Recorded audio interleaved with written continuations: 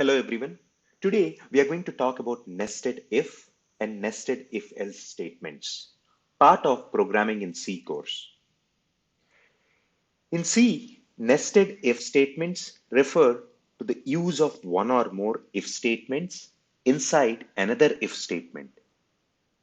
This allows you to check multiple conditions and take different actions based on the combination of those conditions.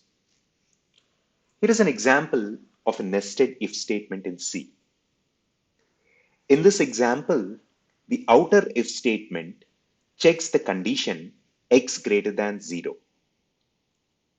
And if this condition is true, the inner if statement checks the condition y is greater than 0.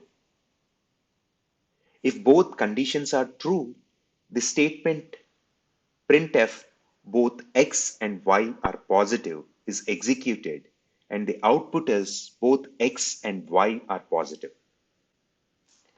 You can also use else with the nested if statement and check multiple conditions as well.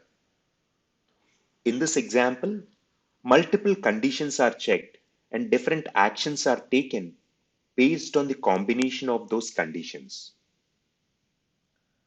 It is important to use proper indentation and spacing when using nested if statements to make the code more readable and easy to understand.